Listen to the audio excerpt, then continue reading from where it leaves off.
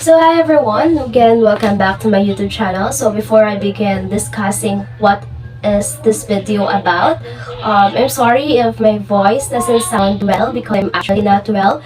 And for today's video, I'm gonna share with you our experience and the result of our visa application. So for this, we will be tackling about the visa requirements or the Schengen Visa D requirements prior to Austria and fully sponsored by Austrian partner. And so I will also be sharing the cost and all the expenses during this trip to my city, going to Cebu City and back and forth, and all the additional expenses that we have paid for, how much the application fee, the visa fee, and all those fees, and we will be discussing that. And the first thing that we have submitted or we've gathered, my partner goes to the police station close to his place and he requested to have an appointment for the EVE or the electronic versiflarong or something, but that's the EVE number. So after that, a couple of days later, the police station, they sent the EVE number to the Austrian embassy, and few days my partner called the embassy if they've received the AVE already, and then after that, when he confirmed that the embassy received my EVE, he finally sent me all the additional documents and supporting documents. Also, he sent me a EVE soft copy. So the first thing is we have the application form. You can find it on the VFS Global, and I can link down in the description the VFS Global Cebu. And also you have to choose which form is applicable or which form is suited to what you are applying for. So we applied for a visa D. So my partner fill out the visa D form. After that, the cover letter, or the request letter. So my fiance, the address for this request letter is for to the Austrian embassy, and we have written, or he wrote here a subject which is request for Schengen Visa D to visit my fiance in Austria. So in addition, this Visa D, most of the applicants who applied for this Visa D are those whose intended or who has already a stamp de stamped or a final date of their wedding to the registry office on to their from their fiance's partner place. So we just decided to wrote here that we are requesting for a visit visa only because we didn't have a final date for the wedding. And so he wrote here that during the stay we would like to make all the preparations and executions for our planned wedding. So we really didn't directly told them that we will be getting married in this time or in this month, so whatsoever, but we just said that we will be doing this because we need this time because we are going to plan for the wedding.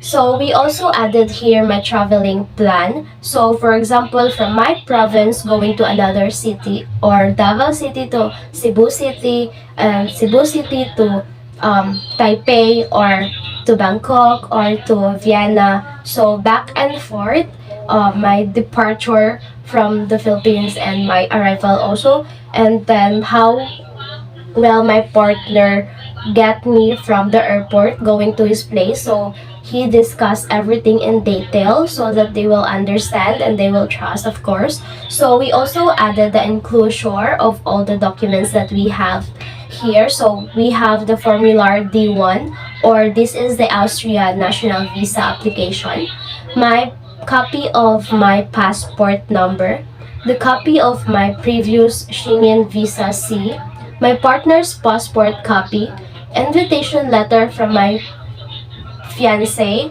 sponsorship letter by my fiance and he signed it, flight reservation from Davao to Vienna to Davao, and health insurance, and also the electronic declaration of commitment, or the EVE, from my partner.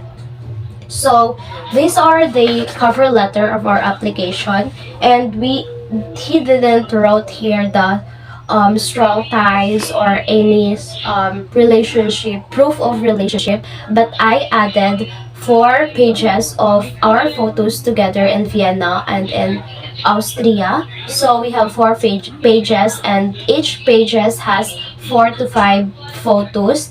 And of course, I added the remittance receipt from him. I requested the records from the beginning, or from the start when he starts, and from the beginning when he started sending me money, and up to last or previous um receipt.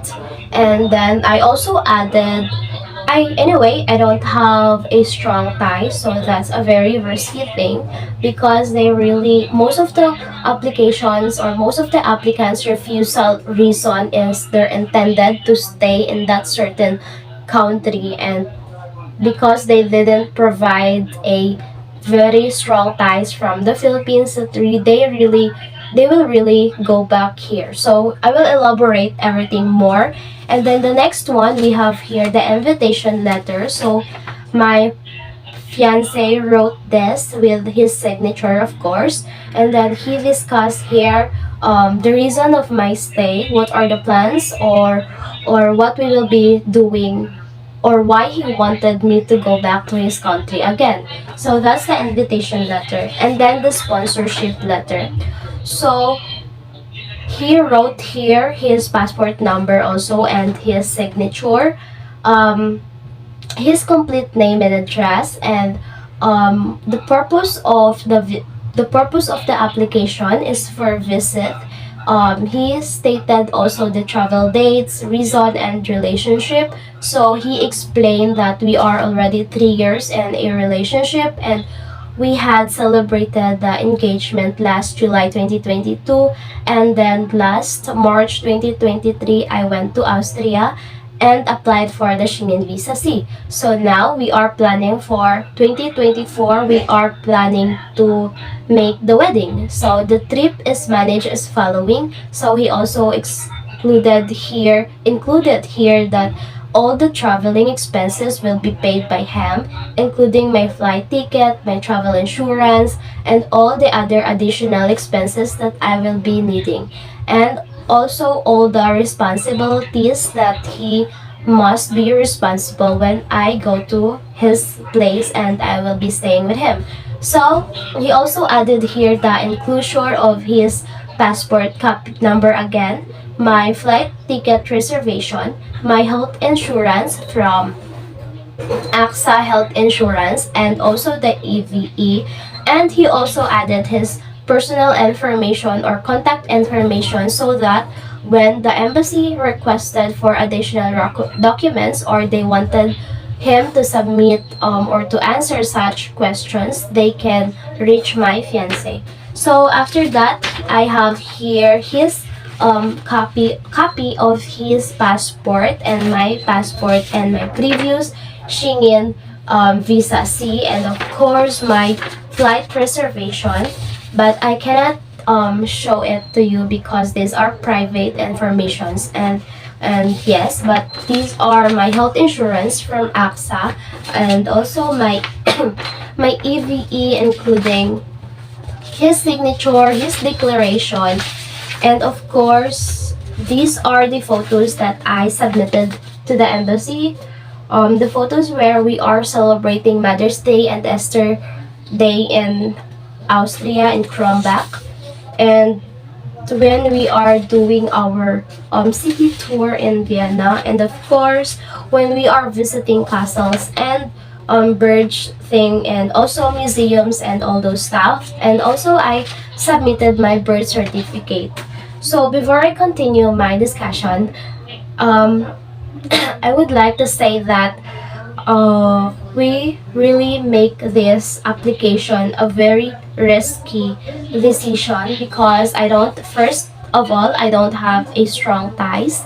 Second, we don't have a final date for the wedding, and we don't have those such requirements that will be required for the wedding, like birth certificate, apostilled birth certificate, apostilled senomar, and apostilled NBI. So anyway, I will share with you another thing. I submitted my application August 30, and then the embassy emailed me around 16 or 15. I wrote it, but I don't remember where I wrote it.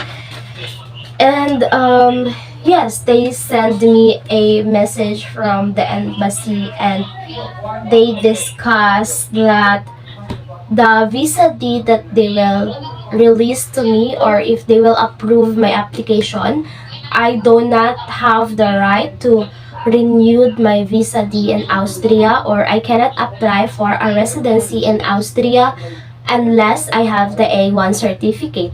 So what is the A1 certificate? So the A1 certificate is the German language, or the Deutsch language that you must pass. So you have to study further language and pass and get the A1 certificate. And when you have the A1 certificate, then you can finally apply for a residency.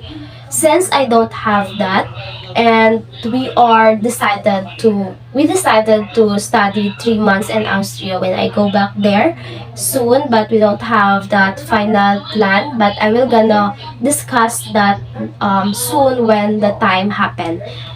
And now is the time that I will gonna share with you if my visa is approved or not. So I will just gonna add a short clip of how is my what is my reaction when the LBC delivered my visa. So I will just gonna add the clip here.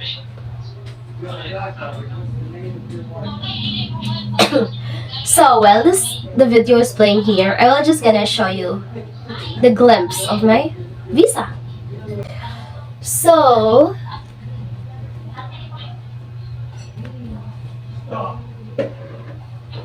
ta-da! Oh yes, my visa is approved, the application is approved. That's why I am very confident to share with you the documents that we submitted, and I am approved. So they approved we applied for 179 days, but I think they approved me exactly 180 days, and I will be flying soon. So yeah, we are so speechless and we are so excited about it. And now is the time that we will be discussing the expenses and other things that we will be needed during my flight. So actually, we still have 2 months waiting period, and within 2 months, I must really gather the documents that we will be needing on our wedding day. But before that, maybe I will do it 1 month before my flight. So I still have 1 month free, not to worry about anything. So one of the requirements that the immigration ask you during your flight is, especially when you are sponsored, is your CFO and also the AOS. So what is the CFO stands for? The CFO stands for the Certificate of Filipino Overseas. So this is similar to those OFW who's working abroad or domestics or whatever, that they are required to have the OWA or overseas excuse me, overseas welfare something something. So I don't really I don't remember exactly, but that's different. So the CFO stands for the Certificate of Foreign Filipino Overseas, especially for those fiancés, boyfriends, who has a foreign partners. So I don't have my original CFO yet, but I do have my temporary CFO. I had it last January 2022, and up to now I didn't receive my original sticker for that CFO. And recently I messaged them that I already have my visa and I think I needed to I asked when I can have my CFO original, and they just told me that I have to go to their office in Manila, but that is impossible to happen. I mean, I paid it online to be delivered in my province, but they didn't deliver it to me. So I'm still hoping that within a year they will deliver it to me. So I also asked if I could use my temporary CFO again, and then my counselor told me that yes, you can use your temporary certificate again. But I am unsatisfied because I cannot reprint the CFO. I go to their links and then I research how to reprint the CFO, because the date of the previous temporary CFO was January or March 2022, and now is 2023. Excuse me. And then, aside from the CFO, I asked my partner to provide me the EOS, or the Affidavit of Support and Guaranteed. So he must set an appointment to the Philippine Embassy in Vienna, and after when he has an appointment date, he must go to the embassy and he will get the original copy of the AOS or the affidavit of support and guaranteed. And after that, when he received the original copy, he must send it to me here in the Philippines through DHL, because those are the courier that most of the Filipino women use because it's faster, safer, and also not expensive. And my partner is worried about getting lost of my documents, and I said that it won't really happen, or maybe it's just a small piece of paper, like a 1 A4 size of pen paper, you know. So yes, and finally he made an effort to get me AOS, because last time that is the number one mistake that we haven't done, because he didn't listen to me, because he's a very wise man, you know, like that. And now he really must listen, because the immigration officer really told me that I must really get the AOS, and they will not allow me to use anymore the EVE or the electronic commitment something. So yes, that's it basically. So the very long, and I will just gonna make it a part 1 of my visa application, and the part 2 will be coming next, and these are about the travel expenses, because it's now 20 minutes. It's so very long, so maybe you will get tired of watching this video, and it's so very long and so very boring. So I will just gonna cut this, and I will gonna make another set of video, which is the part 2 or the last part of this topic. So yeah.